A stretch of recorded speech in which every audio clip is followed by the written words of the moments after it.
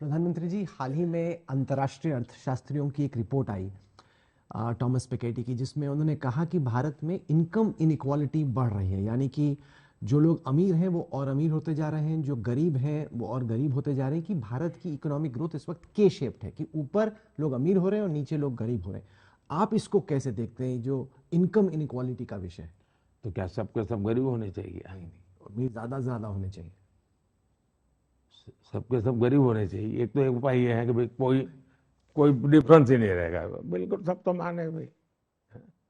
इस देश में पहले ऐसा था, अब आप कहते हैं नहीं सब अमीर होने चाहिए। तो धीरे धीरे होंगे कि रातों रात एक साथ सब यहाँ है तो सब यहाँ आएंगे। थोड़े यहाँ आएंगे वो नीचे वालों को ऊपर लाएंगे, थोड़े ऊपर आएंगे वो लाएंगे, थोड़े और ऊपर आएंगे उनको लाएंगे। एक प्रोसेस होती है।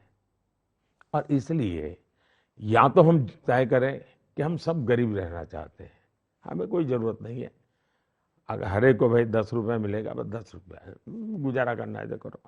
एक तो ये रास्ता है। दूसरा रास्ता है हम कोशिश करें आगे बढ़ने की।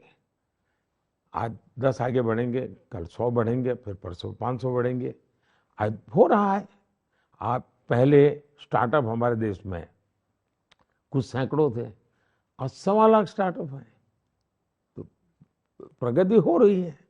पहले हवाई जहाज में बैठने वालों की संख्या इतनी थी, आज 1,000 नए हवाई जहाज का ऑर्डर बुक करना पड़ा है। 1,000 नए आज हिंदुस्तान में सरकार के और प्राइवेट गिने तो करीब 600 या 700 हवाई जहाज है। नए 1,000 है हवाई जहाज। मतलब कि प्रॉस्पेरिटी बढ़ी है। आज मुझे बताइए, बद्रीनाथ केदारनाथ वगैरह यात्राएं जो लोग जा रहे हैं, वो पैसे कहाँ से लाते हैं जी? कोई तो खर्चा, पैसा होगा तब खर्चा करता हूं। वो संख्या करोड़ों में पहुंच गई है। विदेशों में लोग शादी के लिए विदेशों में जा रहे हैं। अगर 5 ही अमीर लोग होते तो इतनी शादियां विदेशों में कैसे करवाते भारत के लोग? और इसलिए मैंने तो कहा भाई मेड इन इंडिया, क्योंकि प्रॉस्पेरिटी आ रही तो लोगों को लगता है यहाँ जाएंगे। उनको लगता है, उसने चेन्नई देखा नहीं और कहता मुझे सिंगापुर देखना है। तो ये हमें हमें स्थितियों को सही तरीके से देखना चाहिए। आपके डर के मारे बहुत लोग इंडिया में शादी कर रहे हैं। उन्होंने बोला कि मोदी जी को रिपोर्ट चली गई कि शादी विदेश में हुई। डर के कारण कर रहे हैं, वो मीडिया का वर्जन स्वाभाविक है। लेकिन रियलिटी ये है कि मुझे कई लोग चिट्ठी लिख के कह रहे हैं, साहब मैंने बुक किया था, मेरा खर्चा हुआ है, लेकिन कभी ये सोचा नहीं था कि इसका ये भी मीनिंग होता है। और बोले मैंने तो तय किया कि मैं हिंदुस्तान में शादी। ये छोटी छोटी जगह बड़ी अच्छी हैं। अब लोग आपके कश्मीर आइडिया के में जा बाद रहे हैं सब शादी जा रहे करने के लिए। हैं। डेस्टिनेशन वेडिंग कश्मीर में हो रही है। जी। मैं बताता हूँ जी, आज अब मेरे यहाँ बद्रीनाथ केदारनाथ में उनकी बड़ी इनकम हो गई। पहले रिलीजियस टूरिज्म था, इंफ्रास्ट्रक्चर तो था, अब उन्होंने वेडिंग के लिए उसके साथ थोड़ी फैसिलिटी बढ़ाई, तो ऑफ सीजन में उनको वेडिंग का काम मिल जा रहा है। राहुल ने सर जो ये अमीरी गरीबी की बात की। कौन राहुल? हमारे वाले राहुल। तो वो आपके वाले नहीं है। आज सर फॉर्म में एकदम। हाँ सर, एकदम फॉर्म में।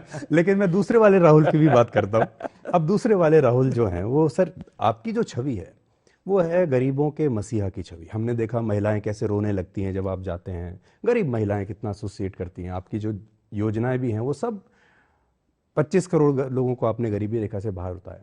लेकिन जो आरोप दूसरे वाले राहुल लगा रहे हैं आपके ऊपर, वो है कि आपकी बड़े बड़े उद्योगपतियों से दोस्ती है। 5 साल से आपकी छवि पर एक स्टिकर चिपकाने की कोशिश की जा रही है, और वो स्टिकर है कि अडानी अंबानी के साथ दोस्ती।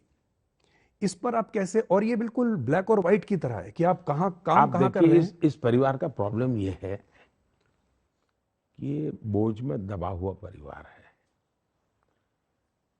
नेहरू जी को गालियां पड़ती थी, बिरला टाटा की सरकार, बिरला टाटा की सरकार। पार्लियामेंट में देख लेंगे तो टाटा बिरला सरकार, टाटा बिरला सरकार, ये नेहरू जी लगातार सुनते आए थे। अब इस परिवार के प्रॉब्लम ये है कि जो गाली मेरे नाना को पड़ी वो मोदी को पड़नी चाहिए। तो वो सब चीज, वो राफेल क्यों लाए? मुद्दा राफेल नहीं था, उनको लगता था राफेल करूंगा तो बोफोर्स का पाप धोएगा, तो इसलिए वो लाए। साइकोलॉजिकल प्रॉब्लम है। इस चुनाव में वो इतना जोर, इतनी मेहनत पहले कभी नहीं की, क्यों कर रहे हैं? उनको लगता है अगर मोदी तीसरी बार हो गया तो मेरे पिताजी की कोई इज्जत नहीं रहेगी, मेरी नानी की इज्जत, दादी की इज्जत नहीं रहेगी, ये तो नेहरू के बराबर हो जाएगा। वो हर चीज उसी से कंपैरिजन करते हैं और इसलिए गालियां ये सब उन्होंने कहीं से उधारी ली हुई गालियां हैं जो। अब दूसरा बात है, मैं लाल किले पर से बोलता हूं जी, मैं शर्माता नहीं हूं।